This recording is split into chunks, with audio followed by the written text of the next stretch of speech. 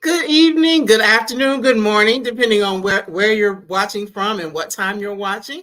This is your girl, Marcie Thomas, and I'm really excited to be here with you for another episode of Live Well Sister. So if this is your first time here, please feel free to drop in the chat to let us know that you're here, where you're joining us from. I am actually coming to you from the outskirts of Atlanta, Georgia, where it's been raining most of the day, but thank God it's cleared up now so we can have a good conversation and not have to worry about any type of mishaps. So I am really glad to be here, especially with it being the tail or the end of Black History Month, which we know Black History is 365 or 366 days a year. We know that.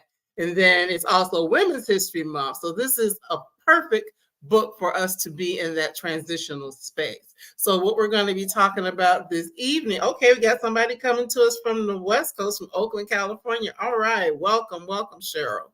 So yes, tonight we're going to be talking about a book that I just thoroughly enjoy because Brown Girl Collective for years and years has been all about telling Black women's stories and really sharing about historical Black women in the ways that they have changed history and changed our lives and all of that as well. So this book is really great story that gets into that and does a deep dive.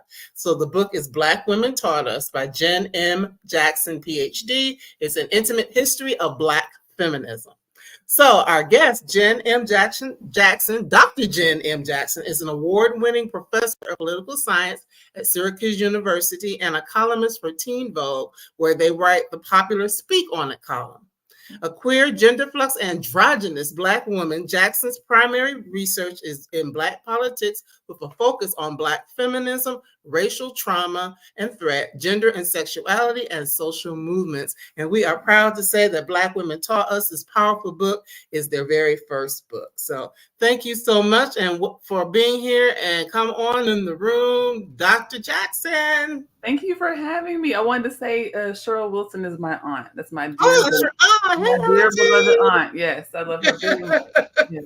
All right, we got the fam in the room. Thank you for joining us. We've got a couple other folks here as well. We've got Phyllis joining us from Houston. She says she loves the book and left a review on Goodreads. So hey, you, Phyllis. That's right. I know that's right. That's what you're important. Those things are so important. They are. So just congratulations again on this being your first book. Yeah. So how does that feel? I've been thinking about that a lot because it was so difficult to write. I wrote this book primarily during the COVID-19 crisis in 2020, 2021, when we were experiencing massive losses, disproportionate losses in the Black community due to COVID-19. So a lot of this book I wrote through grief, and I think it comes through, right? You can feel the emotion and the vulnerability in the book. And I think before it came out, I was nervous. I was like, I don't know how that's going to resonate with people. But I think because I was so honest and so grounded in those emotions, it came through really powerful for a lot of people. So it's resonating with people. So yeah, I love this book. I love it.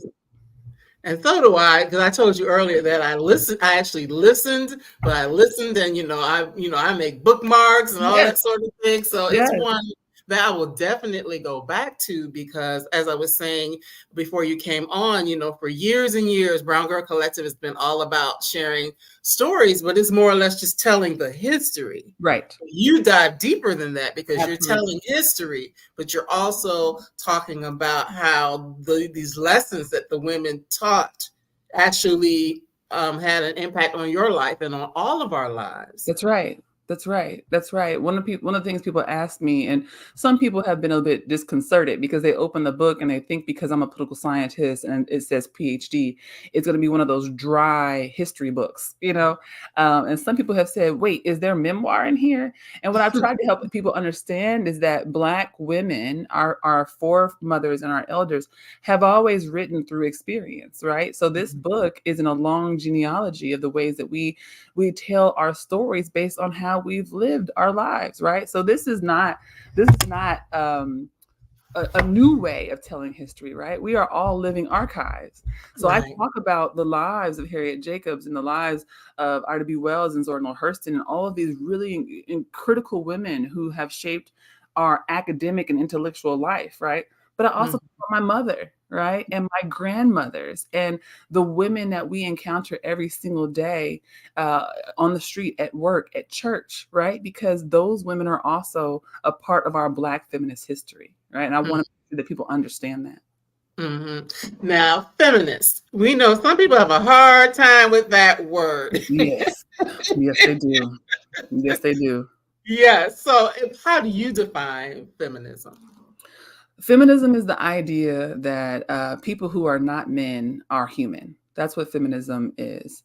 Unfortunately, mainstream white feminism has kind of co-opted and taken up the oxygen with regards to that term. And so when people think about feminism, they think about white women who have been trying to reclaim themselves from husbands and from fathers and brothers.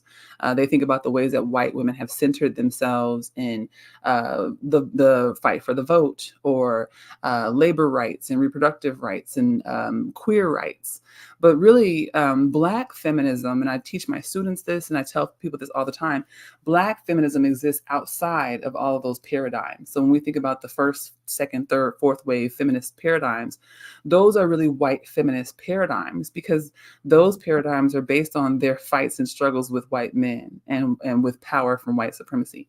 They never really grappled with the ways that we were trying to think about ourselves and race and class. So for Black women, we've always been feminists, right? Some of our earliest Black feminist writings, I always start in 1892 with Anna Julia Cooper and Ida B. Wells. And people always act like Black feminism is new, like we just started doing this in 1980 or something, right? But no, 1892, these women were writing about A Voice from the South. Anna Julia Cooper is writing about what it means to be a Black woman, not only in the South, but in the church. And Black women who were not actually being heard with respect to the charismatic Black men who were leading these churches. So, our questions have always been intersectional. They've always been rooted in gender struggle and gender violence and class struggle. We've always been having these conversations. And that's why this book is called Black Women Taught Us, because Black women have already been having these conversations. We just haven't been listening. Yeah, and you bring that up because I did, the whole book. Yes. I finished. Yes, I know you bring that up at the end. But one other thing, and then we can kind of dive into a little bit more into some of the women that you talk about. We're not going to hit them all, because the whole point is for everybody to go and buy the book. So just know that right now. We're not going to hit everything, but we're going to give you the highlights. Yeah. This is an important book to read and to share with others. But I was really surprised, and like you said, PhD, political science and all that. But even in you being able to pull this story together, or pull these different essays together, you are pretty much self-taught. And I love that. I am. I tell people this all the time, because people are shocked when I tell them I've never taken a Black feminist politics or Black feminist theory course in my life. And it's not for lack of trying, right? I really wanted to. I grew up in Oakland, California. Shout out to my grandma, my Aunt Cheryl, and my grandmother in the book, Lucille. My whole family is from California. I went to the University of Southern California, and it's an elite university. And so, I went there to study engineering. But I always thought I would, minor in sociology, minor in African American studies or something like that. And when I went to go look for a Black feminist politics course, a Black feminist theory course, there wasn't a single course on campus that even resembled it. There was nothing. I scoured every catalog. I went to sociology. I went to anthropology. I walked around campus actually on foot looking for people, and there was no one. And so I actually graduated. And before I even, it took me all the way out till after graduation to read a book that was about Black feminism. And it happened because I was working at Disney. I was desperate. I was desperate because I was experiencing this racism. I was encountering people saying things to me at work. I had grown up in Oakland, a very Black city around very Black people. I had never been around so many white folks in my life, right? And the ways that they were interacting with me and my body, and they were reading class from my body, reading my accent, all these things. I was like, I need to figure this out. And so I called my mother on the phone. My mother is a voracious reader. So growing up, we had books everywhere. We had a whole bookshelf that was just Encyclopedia Britannicas. I remember those days. Yes, we did. And, I would read all the time. And, she was reading Dean Koontz and Stephen King and all. I wasn't reading that, right? But she had a lot of Alice Walker, and she had a lot of Terry McMillan. And I would sit and read books, some of them probably not my age appropriate type of stuff I should have been reading. But I was reading these books, and I was reading these stories about Black women and girls like Toni Morrison and stuff. And I was reading these things that were resonating with me. So when I called her, I said, Mom, please remind me of those books you had on your bookshelf. And she told me, start with Alice Walker. And she said, you used to always read Terry McMillan. Look for them in the bookstore and you'll find what you need. So I went to Borders bookstore. Back then it was Borders in Orange County. And as I was walking through the aisles, I saw Melissa Harris Perry's book, Sister Citizen. And when I saw this book, I was taken aback because it had this Black woman on the cover. She had a flag on her bald head. And I was like, what is in this book? And I opened the book and I started reading about the Sapphire, the angry Black woman, the Jezebel, the hypersexual Black woman, the mammy, the asexual Black woman whose only desire is to care for the white child and the white family. And I start crying, right? Literally crying into this book because it was one of the first times in my adult life I had seen something written that resonated so deeply with how I was feeling at work and how I felt people projecting onto my body and onto my skin. And then I read this concept in the book called The Crooked Room. And she was saying that often as Black women, we walk around the world and we feel as though we are walking sideways, as if we are bent over, right? But what's actually happening is that we are struggling to get upright in a room that is actually crooked. The room crooked because the room is made of the stereotypes. The room is made of misogynoir, of capitalism, and all these things that exploit and drain us and ask us to live outside of our comfort, ask us to live outside of our Blackness, outside of our womanhood. Here I go in the store crying into the book, I'm just like, So I was desperate, and this book was answering so many questions for me. And I took that book and I used it as an instruction manual, essentially, to find myself. And I went down the bibliography and I started finding writings. And I found Bell Hooks, Feminism is for Everybody. I found Audre Lorde, The Master's Tools Will Never Dismantle the Master's House. And I found Kathy Cohen. Kathy Cohen is a political scientist who lives in Chicago, a radical Black feminist and queer scholar who works at the University of Chicago. And that's when I started to change my career. I actually planned a way out of corporate America and said, I need to go back to graduate school. This is what I want to do. I want to be in conversation with folks like Melissa Harris Perry, who is also a political scientist, who at the time I didn't know had also come through Chicago for a time. I planned a way out. I went back to school. I was pregnant with my second child. I got a master's degree at night while I was still in school. And I applied to graduate school and I got into UChicago and I worked with Kathy Cohen and she became my dissertation chair. She's a good friend of mine and a colleague now.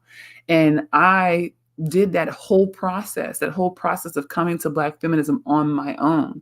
This book is the culmination of that. It is the archive of that work. All of the stories and all of the women and the ways I talk about these lessons are lessons I had to learn on my journey to finding these women, right? These were stories that I was in my adult life, 25, right. 30 years old, before I had even heard these women's names.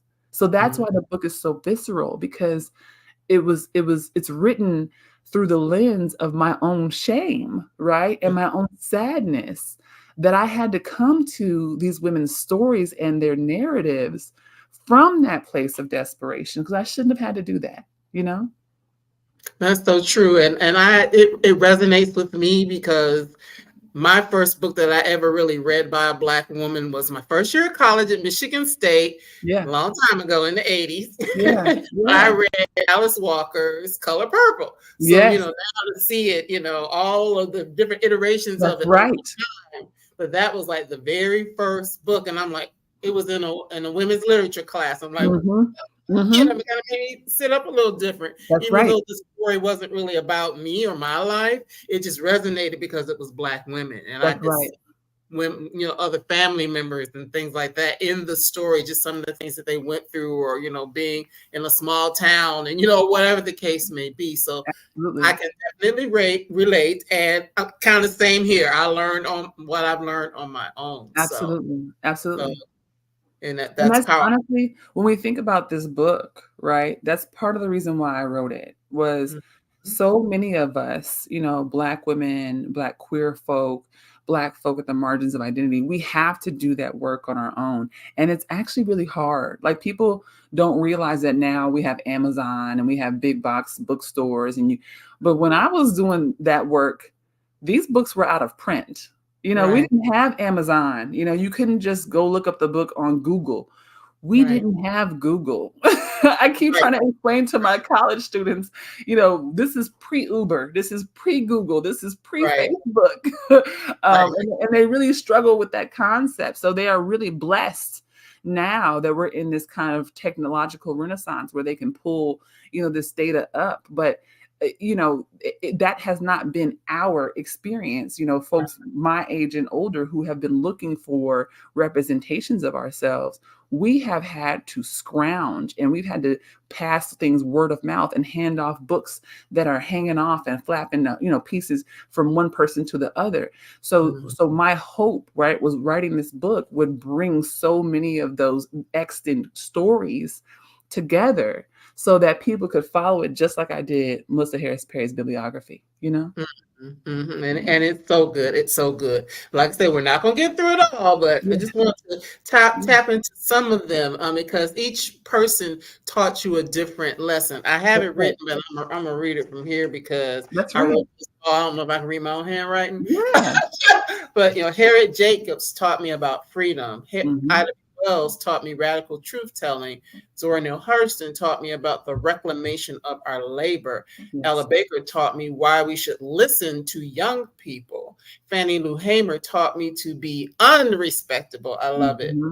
Shirley Chisholm taught me how to hold whiteness accountable. Toni Morrison taught me that Black women are powerful. The Combahee River Collective taught me about identity politics.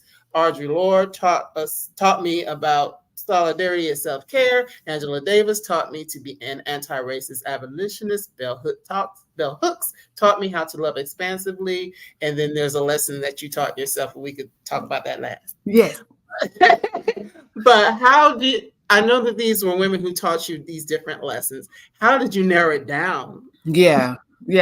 So I actually really like this question, because I was thinking about this. Someone asked me this the other day, and I was like, oh, so I actually didn't narrow it down. I actually didn't. This is the very true story of my journey. This is exactly how I discovered these folks. And it is almost to the letter of the order of the ways that their lessons came through my life. The only ones that are really out of order, that's Martha Wilson. That's my auntie Martha. All the Wilsons are mine. The Wilsons belong to me. So, you know, The two that are kind of out of order are Zora Neale Hurston and Toni Morrison, because Zora Neale Hurston I discovered as a child. I happened upon their eyes were watching God in a library, the Diamond Library in Oakland, California. So thank God for these libraries. I'm so glad that people are still using libraries. Yes. And Toni Morrison, I read a lot as a child because my mother had a lot of her books. But the other readings, the other folks I include here are actually in the order that I began to discover them, and in the way that I began to teach them to my young people. So, for example, when we think about Harriet Jacobs and Ida B. Wells, I start the book there because when I was in graduate school, I was politicized when I was living in Chicago. And this was where I was coming out of California. I was just coming off of that journey of changing my orientation to say, I don't belong in corporate America. I'm meant to do something else. Right. And I was asking these questions about freedom. I was trying to figure out what my orientation was to this larger liberation struggle. And I found myself, in conversation with other organizers, and I turned to the literature, and it was Harriet Jacobs, where I started to think about that when she talks about this loophole of retreat as she's on her journey to freedom. And she finds herself in an attic for 7 years. And that attic resonated with me so much because it reminded me of that long period when I was in California and I felt like I wasn't going anywhere. I was in this waiting place. And I felt as though, even though I was moving away from these systems and institutions that had encapsulated me, that had oppressed me, I hadn't yet gotten to the place I was going, right? And I tell my students about this attic because there's this idea that one day we're just going to get to freedom, right? Right. But what we know, Angela Davis tells us, is that freedom is a constant struggle, right? It's a process. And so that lesson came from living. That lesson came from my life. The lesson of truth telling with Ida B. Wells, that also came through organizing. That was something I had to learn very early on about how these institutions, the media in particular, will shape narratives around how Black folks are living their lives to deny us access to our own citizenship, right? So that was an early lesson. These are all early lessons, my Uncle James, as my beloved Uncle James. Hello, Uncle James. All right. I got to put it so it can be on the screen for the replay. That is my dad's. That's my dad's brother. I love that man very, very much. All right. Thank you, family. We appreciate you being here. Yeah. Love my family. And my mom is watching, but she'll never put anything on the screen. And so when I think about those two lessons, it was very easy for me to start there, right? Because those were early lessons I was personally struggling with.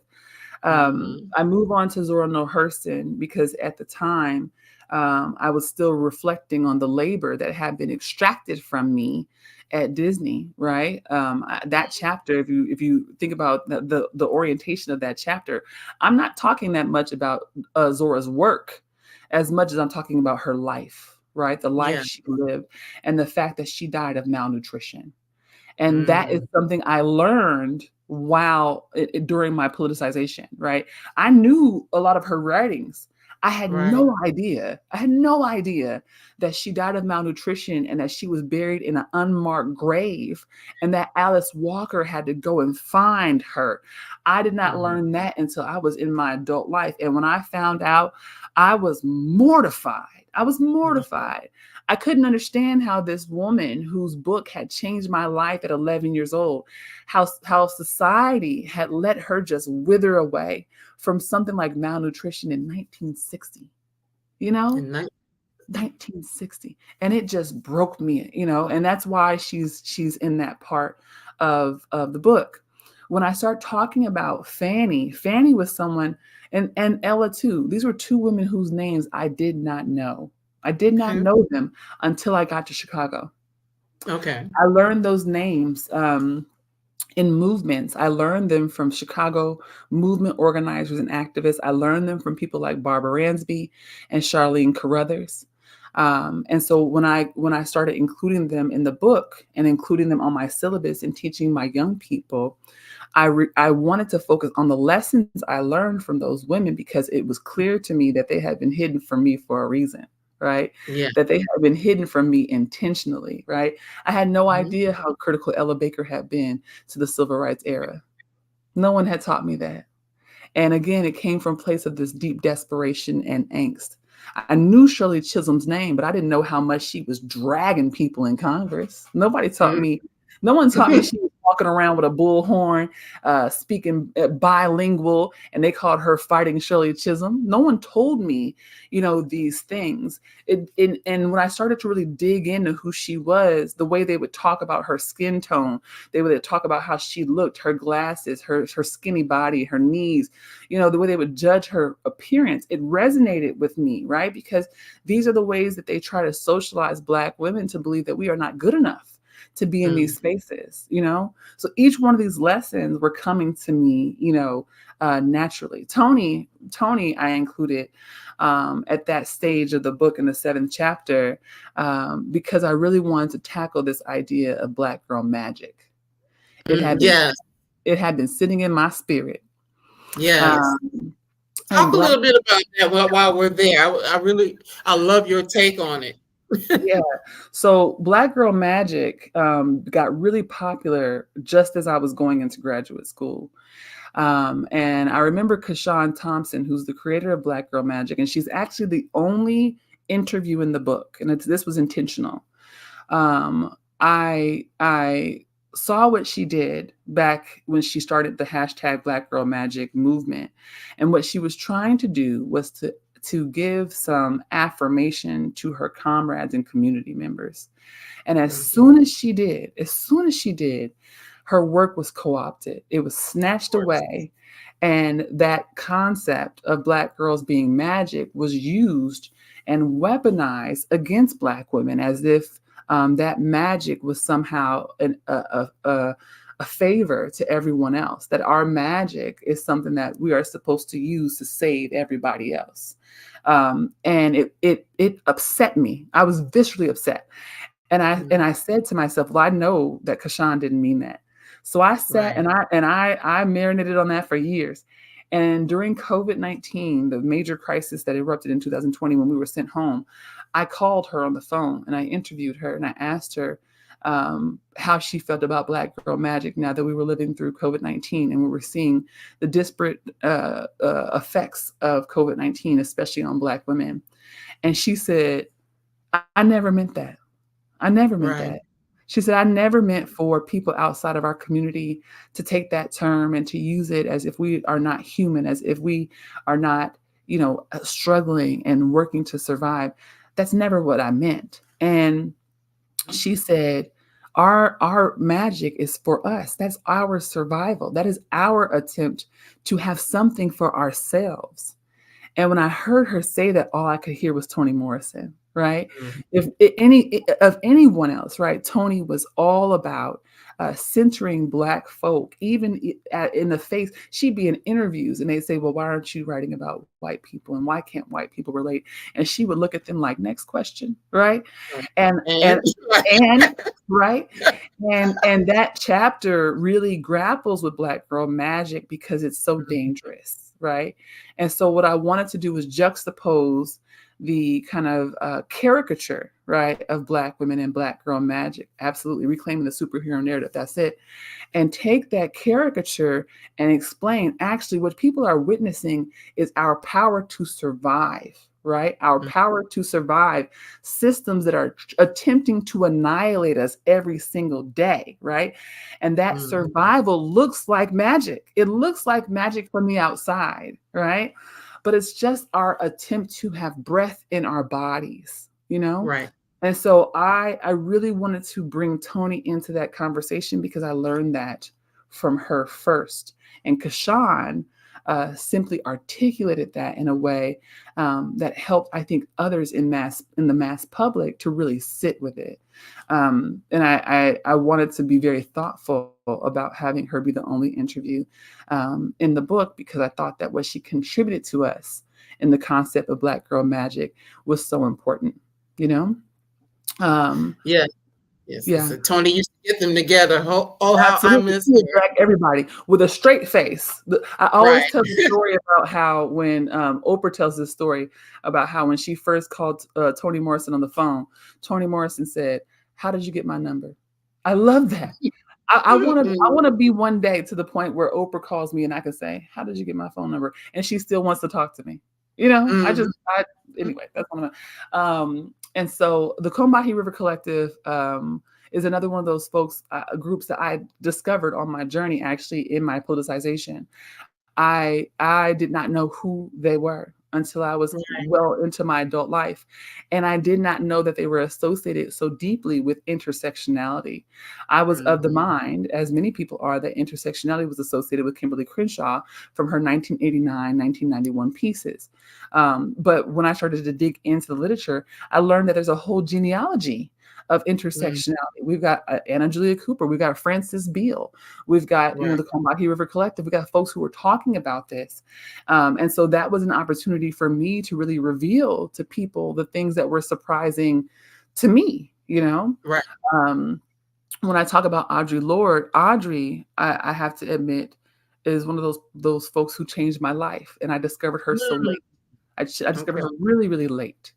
Mhm. Because I discovered Audre as I was coming into my queerness, and reading her work on being a lesbian and being a mother really Mhm. resonated with me, and her orientation to academia.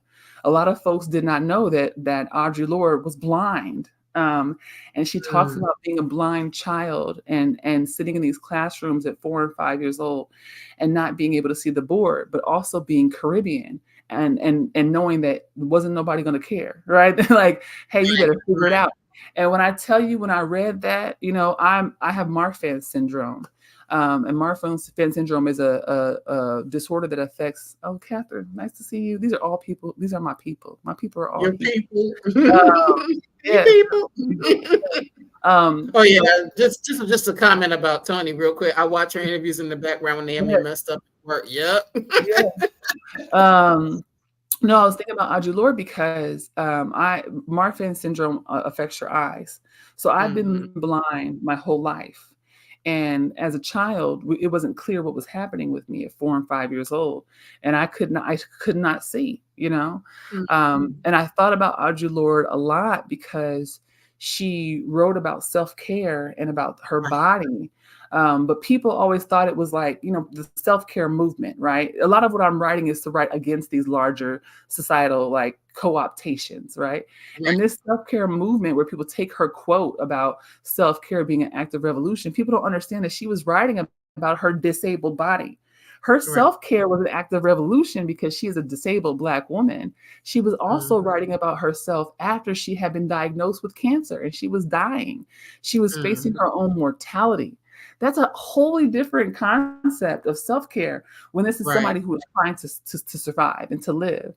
And so I really wanted to include Audre to have that conversation so people can understand that when Black women talk about self-care, we're fighting against weathering, right? Weathering is this idea, not an idea, theory that has been proven that although people say Black don't crack, and that's true. I was in the That's hospital true. last week and the face is beat, so you can't see nothing, right? Um, Well, I'm people glad you're doing better. I was praying for you. I was praying uh, for you.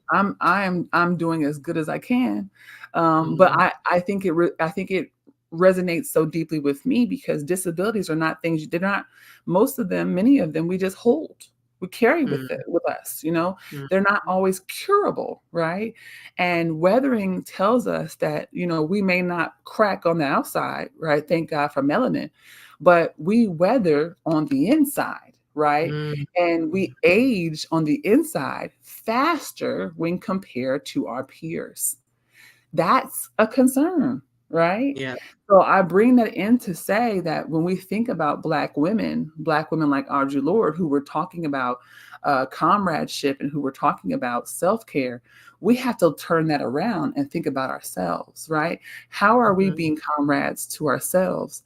How are we engaging in self-care that's not just about going to the spa and getting our nails done, but Right. also about reserving some of that labor and that energy so that we are not Mhm. giving it all away and we have nothing left for us. Mhm. That is so And true. Yes. Angela Davis was obvious. There was no way I was going to write this book and not include her in it. Angela Davis was always significant to me because my mother loved Angela. She loves Angela Davis. When I was 15 years old, I tell this story in the book. It's also in Oprah Daily. People who know me know I've always done different things with my hair. This is my newest one. I got locks now. But I changed my hair so frequently. And in high school, I just cut it all off and I got a big afro, a really big afro. And my mom told me one day, "Oh, that looks tough. You look like Angela Davis." She said, "Power to the people." And I was like, "Mom," I said, "Who's Angela Davis?" And she whole rundown. Like, what? I was like, my mother, growing up in the Oakland Bay area, was one of the children who benefited from the free breakfast program from Black Panthers. Angela Davis was a constant in her childhood. And so, I grew up hearing Davis's name. She was, thank you. Go ahead and get that book, child. She was teaching at UC Santa Cruz when I was growing up. And it was like she was constantly around, when living in Oakland. It was like she was there. And as I got older and I moved to Chicago, I learned more about her abolition struggle and I got to meet her. And it was it was incredible. She was so kind and her energy was so incredible. And I remember one day, the day I met her, I was terrified.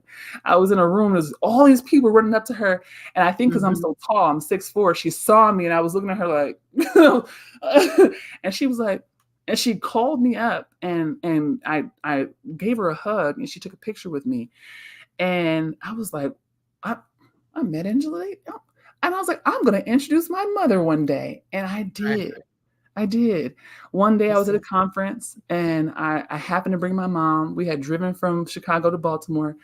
And I said, "Mom, I'm going to try and get you to meet Angela Davis." And Dr. Davis was walking to her car and my mom was in the van. And I'm looking and I was like, this is my moment, And I ran up to Dr. Davis and I said, "Hi, my mom loves you. Can I introduce her?" And my mom came out and she's just crying, she was like, "I love you so much." And I don't know what it was about that moment. I write about this in the Davis chapter. And that moment, I will never forget that moment of seeing my mother hugging Angela Davis. That was the first time my mother had ever met this woman. And I was able to do that for my mother. My mother's my first Black feminist teacher. Yeah. And it was just so meaningful to me. So yes. And this is where I have to, so this is where I have to share my shame. This is my secret shame. So originally, yes, Mahogany Books does have my book. I've already been there. They've had my book. Okay. Go ahead and get to it. So this is where I have to share my shame. The book used to end with Angela Davis. The original draft of the book ended with Angela Davis. That's the truth. When I turned in this book, it had 10 essays. Okay. This is before Bell Hooks passed away. Okay. And after I sent in the draft and it was getting edited, during that kind of first pass, my grandmother Lucille, who was my mother's mother, who was a light in my life, my North Star, she passed away. One of my dear friends, Lauren Berlant, passed away, and Bell Hooks passed away. And I had lost all these people. My auntie Michelle passed away. My aunt Lorde passed away. I lost about a dozen people.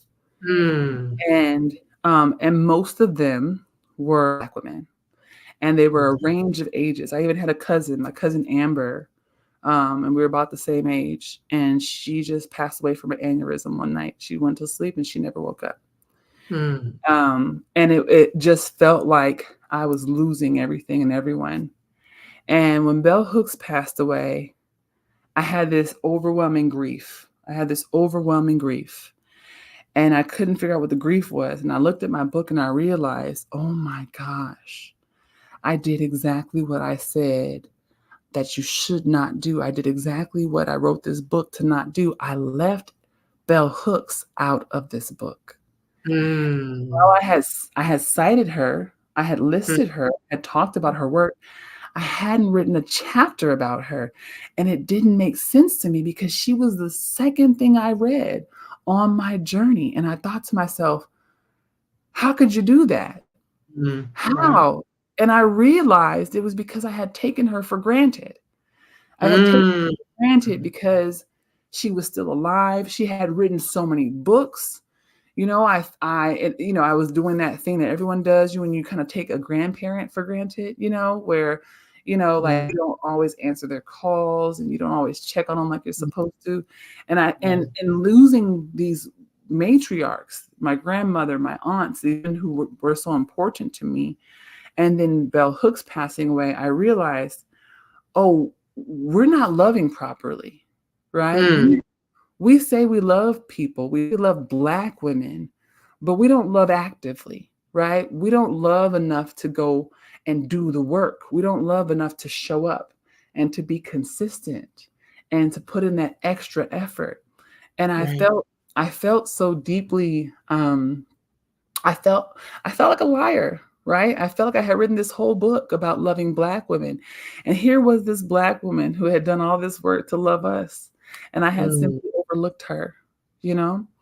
So that last chapter, that last substantive chapter it's a eulogy. And it reads like a eulogy. It reads like an apology. And it is one, right? And it's also self-accountability, right? It's me being honest about what I was doing, even in me writing this book and working so hard, right, to do this work. I messed up, right? I don't always get it right. And I wrote it to say, we all have to, if we're going to be about the business of loving Black, we've got to be really serious about it because it's just so easy to get it wrong. And it's interesting that you said that. And thank you for sharing that, because yes, Belle talked a lot about love and what it means. But last week I was in a meeting, and we were going around and kind of talking about kind of what our superpowers were, from a work perspective. And we had done this analysis, and one of the things that came up top for me was that I'm a learner, right? Obviously, see what's behind me? I'm talking to you. Yeah. I'm always reading. I love to learn. I believe in lifelong learning. You talk about that in the book as well. But when it's my turn, I said, I'm a learner and a lover. And everybody started laughing because I said I'm a learner and a lover. They started laughing at first until I explained it, because people's mind goes someplace else. But a lover from the perspective of is that I want to take the time to learn and embrace and get knowledge, and talk to people like you, read these wonderful books, watch Toni Morrison telling everybody off. Absolutely. I want to learn, but then I want to take what I learned and share it with others because of the love that I have for Black women, for Black people. I want to, be able to share, take what I'm learning and not just hold it close to my own vest. That's right. But to be able to share it with others. So I love that you talk about loving expansively. That's right. That's right. It's about community. Bell Hooks taught us that, right? If we want to think about love in a way that is capacious, that is broad, right? She said that love is an investment in someone else's spiritual growth, right? I love that definition, right? Because it doesn't have to be romantic. That's platonic. That's how you feel about your children. That's how you feel about your parents. That's how you feel about your best friend, right? When I love someone, yes, I want them to win, right? I want them to be well. I want them to be fed. I want to see them happy, right? And I think when you lead from that place, it teaches us that love is absolutely communal. It's not about taking that love and taking one person and you hide off, by yourself and you just take it and that doesn't make sense to me. This is why that chapter ends up being about polyamory too. So people are stressed out about that, but it's fine. We can talk about that if you want to. But this is why I'm polyamorous, right? My orientation to Black liberation is polyamorous because I have a belief that our love has to expand to include all Black people. It has to expand to especially include Black people who are considered unlovable, right? Who are considered disposable, right? I was once considered disposable. Like, you see me here as Dr. Jenn M Jackson, but I was just a Black kid with a heart condition who was houseless, right? These are true stories about me. And I've experienced what it means for people to tell me, you're never going to be anything. You're not worth anything. I have no interest in engaging with you because what purpose? And these were Black people who said this to me.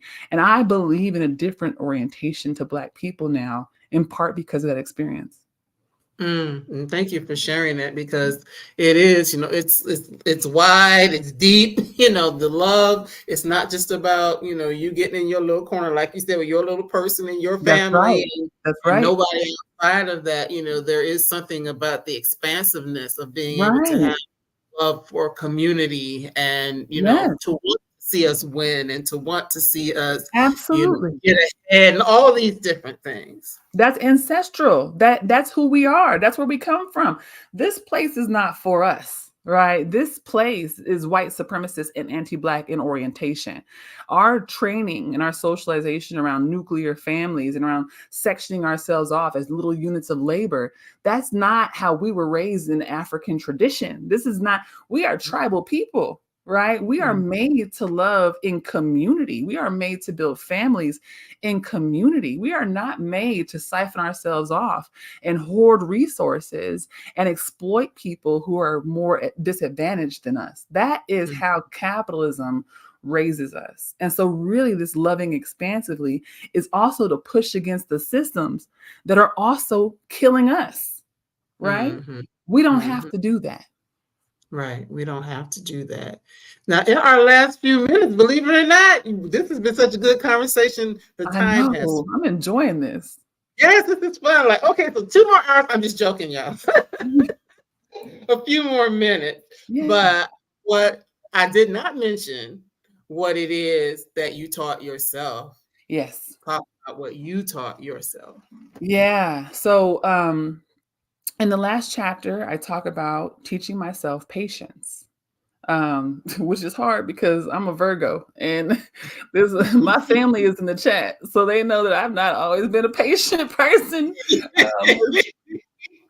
lot of people would not describe me as patient growing up, but I talk about this because coming out of corporate America and my orientation to corporate America was that my birth name is Jennifer. I was named Jennifer because my parents were hoping that in seeing that name on a job application or a resume, that I'd be more likely to get a job interview. Right? I'm from that era of people treating people differently based on their name because they think that they're Black. Right?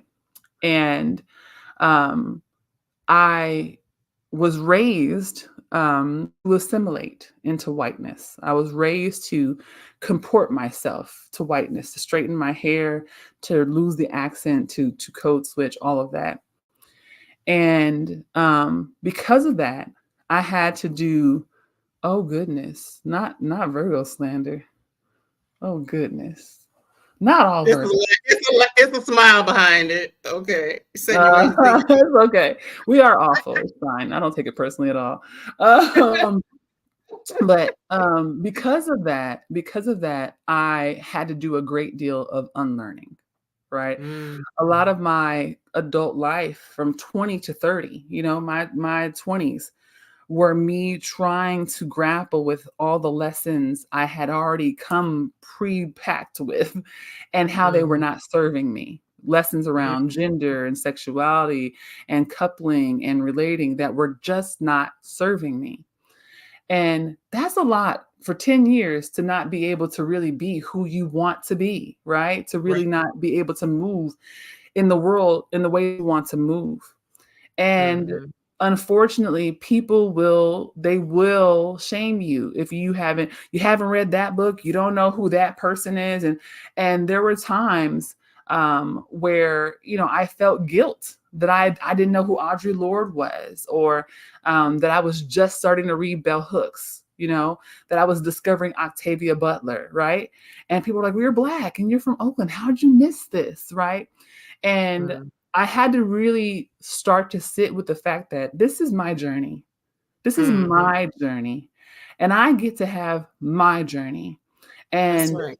I wrote that last chapter to tell folks, I don't want you to come out this book feeling shame or Mm-hmm. guilt or feeling like you haven't done it right, or Mm-hmm. that because you don't know who some of these people are or who some of these stories are about, that there's something wrong with you, or that now you've got to go out and all you can do now is just read for the next 20 years and hopefully no. You have to pick up this work and you have to follow how this work leads you, and Absolutely. listen to your body and honor yourself, right? That's what the patience is about. I didn't know where this was going to lead. I had no idea I was going to end up as a PhD in political scientist. If you had Mm-hmm. told me that at 20, I'd have been like, okay, right? I was dedicated to engineering. I'll tell you right now, that's what I was going to be doing, you know? And I had to follow these events in my life. I had to follow, this journey where it took me.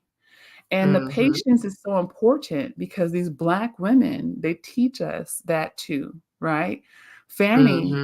Fanny had a very difficult life, a very You did. difficult life. And her life led her into organizing. She didn't want to go into organizing. She Mm-hmm. she was subjected to a Mississippi appendectomy. They gave her a hysterectomy without her permission. And that shifted her orientation toward reproductive justice. So we don't know how we're going to move in this work. We just have to show up where we are called. And I'm trying to convey to people with this book that it's okay to find your place, right? My place is not on the stage with the megaphone. I figured that out. That's not my thing. I'm a political Mm-hmm. educator, right? I am the person who wants to quilt movements and to help folks understand language across barriers. That's my role. And I'm Mm-hmm. fine with that. And I'm good with that. Did that take me a long time to learn it? Sure. Okay. But I'm turning 40 this year. I'm still young, right? I got a long way to go. And I want to Mm-hmm. take this book and see it as a beginning, right? As their effort to start something new. Like I tell my students, when you come to my class, my goal is always that you simply will be open to becoming otherwise. You will be Mm-hmm. available to being changed. You will be open to not being the same person you were when you Right. started. Right. Absolutely. Because, I'm older than you. I'm not ashamed. I am actually 57. You look wonderful. You're doing Thank great. you. Thank you Yeah, so much. But I mean, it's true. You get, like this person says, we get there when we are supposed to. that's right. Absolutely. That's So right. it's been a learning for me, and just really being able to embrace what it means to understand where we come from, because I think that the challenge is a lot of times when you don't know and you find yourself up against certain obstacles, it's like it Mhm. just seems like it seems overwhelming. But when you can read stories and learn these things, you realize, oh, wait a minute, this has been people have dealt with this That's before. right. This is what they learned in dealing with that, and this is how I can take those lessons and apply those lessons to my own life, That's right. in honor of my four parents who did these different things. So we are not alone in that, That's right. and that's what I love about this whole process of learning and diving into the history, because some people will say, oh, that stuff doesn't matter, that wasn't. No, we can learn, there are people who feel that way. Oh, that makes me so sad. Every time I hear it, I'm like, oh no. Yeah.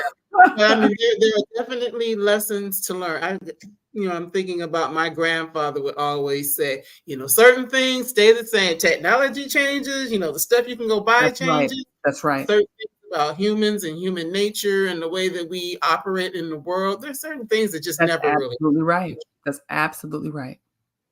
So we can take those lessons. Now, I have to say them. We got a couple minutes left, but there were 5 things that you said, Yeah. and I will mention them, and then you can expound a little bit. Okay. One is to build the world that you want to see. Yes. Yes. So part of what I say here is, and this is part of the way I live my life, is that there is this idea that we are powerless and that we can't curate the life that we want around ourselves. And I wholeheartedly rebuke that concept, right? There's a profile on me and my spouse and my children in Huffington Post right now. My spouse and I have been married for 18 years. He is a monogamous asexual man, and I am a polyamorous lesbian woman. And he is my best friend. I love him very much, and I would never want to raise children with anybody else. And we have decided to live a life that works for us. And folks who know us are always taken aback, because on the when you hear that, you're like, what? How does that work? Right? But then you meet us and our children, and we have the most well-adjusted, happy children, because we are honest, we are authentic. Everyone here shows up fully in their bodies. No one is punished for how their bodies work and how they look. No one is pressured to be anything that they are not. And because of that, we have freedom. And so what I say here, thinking about building the world you want to see, I want people to realize that they have power. Yes. Yes. Yes. Trauma is not who we are. This has been a part of my healing journey. For a long time, I was living in the shadow and the wake of my trauma. I was living in such a way that my trauma was dictating how I would relate to other people. And not only that, it was shaping my orientation toward myself. So I was not really allowing myself to live freely because I felt too much shame about what I had already gone through. What I want people to take from this book is that none of that serves us. And what we have to also do is think about community, and that we can heal our trauma in community with others. That doesn't mean projecting on folks, right? We still have to do the work, right? But what it does mean is that we are bigger than our trauma. We're bigger than our trauma, yes. Scarcity isn't real. I love this one. This is to get us to stop thinking in capitalistic models, right? We have to move in abundance. When we move in scarcity, we move in a place of fear that there will never be enough for us. There will never be enough love, never enough job, never enough money. And when we do that, we limit ourselves, and we don't imagine a world where we can have what we need. So then we hoard. And when we hoard, we retract from others. You can't build community where folks are hoarding. Absolutely. And, you know, you're looking at other people wanting what they have, thinking it's not possible for you. That's right. No time limit on learning. We've kind of talked about that already. Same thing. I didn't go to grad school till I was 30 years old. My 30th birthday is when I stepped into graduate school. I actually sat in my first class on my 30th birthday, and I graduated at 35. So, you know, I had a whole career before I went and got my PhD. And it was one of the best decisions I ever made. So I tell people all the time, you step into what it is that you are called to do, and you don't think about age or any other limitations on your life. And someone has a comment. We can even do that with love and affection regarding scarcity. That's right. It's a scarcity. That's right. Scarcity. And last but not least, and it ties up the whole book in a bow. Black women are always teaching us. We just need to listen. I paraphrase that last one. Yes, this is my favorite part, because this is the part of the book where I actually give a whole list of other Black women that I want folks to engage with, right? There are women and queer folks, trans folks who have shaped my life, who I didn't have space to have a chapter for. But if folks are thinking about continuing their journey and continuing to read, I include folks like Patricia Collins, Kimberly Crenshaw, Brittany Cooper, Janet Mock, people whose books I've read, and I sat there and I said, I'm different now, you know, and I want folks to continue to do that work. Absolutely. And online, this is a plug for your syllabus that you have online. You have a digital syllabus. I do. Yes. I wanted to print it, but it wouldn't let me. Oh, But yes, no. it's a non-digital syllabus that gives some like resources for each of the people that you talk about. There's other resources that you can read. There's a Yes. space in there where you can have your own reflections and write that. So if you want to print it, you can go to my website, jennmjackson.com/books, and there's a downloadable copy. Okay, perfect. Mhm. So that's Jenn M. Jackson .com backslash forward slash /books. books. Okay, so you all go to the website, you'll be able to find it. All of that has been scrolling here. So I just want to thank you so much. This has been a pleasure. We've been waiting to do this for a while. I know. Yeah, and then just tell y'all a little something. When we first scheduled, she was like, "Can we do it before March?" But March is perfect. Actually, March this was works. the perfect day. It was actually, I'm so glad it worked out. Yes. It worked out. This is the perfect day. This is the perfect day. And Cheryl has your dad, my brother, would be so proud as he would attribute all your love. That's funny. He always did. You got that from me. Yeah. And honestly, my dad would probably say the same thing because all this love of reading and stuff like that. Yeah. I really did get it from him. So if he was still here, I know he would be like, what was that book about? Yeah, my dad was a Leo. My dad was a Leo. So he was like, okay. Yeah, my dad was Scorpio, so yeah. Something else. So yes, like Miss Mary Mack said, yep, Women's History Month, perfect timing. So everything happens the way it's supposed to happen. So I know that you are so busy out and about out there in the world, Dr. Jackson, sharing the book with people. Are there any like live events or anything, places where people can tap in and connect with you? Absolutely. I will be in Detroit at Source Booksellers this coming Friday. I will be at Reparations Club on the 17th of March in Los Angeles. I'll be at Octavia's on the 15th in Los Angeles as well. I'll be at Harriet's in Philly on the 23rd. Then I'll be in Chicago the following week. You can find all this information on the same site, jennmjackson.com/books. I love you too, Uncle James. Yes, this is so beautiful to see your family here with you. That means a lot to me, and they're not even my family.